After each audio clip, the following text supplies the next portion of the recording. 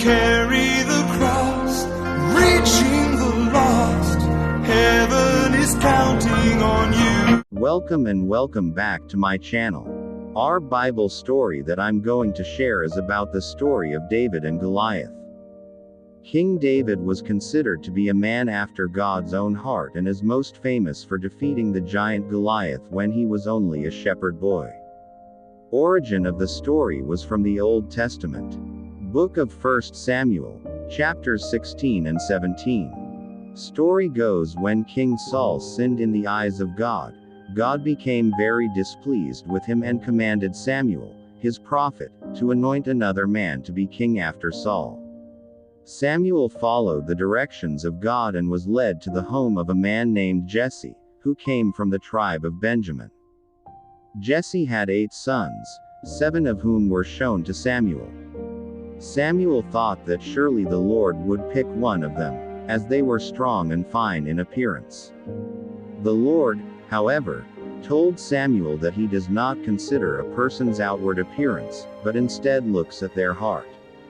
Samuel was told to anoint the youngest son, who was a shepherd boy. This boy was called David.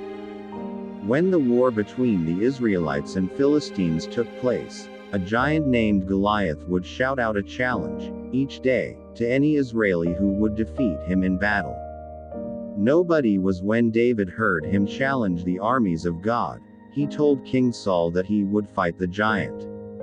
King Saul was worried, as David was not a warrior, but he put his own royal armor on David and gave him his blessing. David asked that the armor is removed, as he was not used to it. He chose, instead, to face the giant, dressed as a simple shepherd boy, his slingshot his only weapon. As the giant came towards him, David slung a stone in his slingshot and shot the giant. The small stone sunk into Goliath's head and the giant died instantly. The Philistines tried to flee when their hero died, but the Israeli army cut them off and defeated them. The moral of the story that God does not look at the appearance of a person, but instead looks at a person's heart. He does not need his people dressed in fancy armor to help them defeat their enemies. Brave enough to face him. Thank you for watching and reading the story with me. If you like the story, please subscribe and hit the bell button so that you will be notified in our next story. God bless.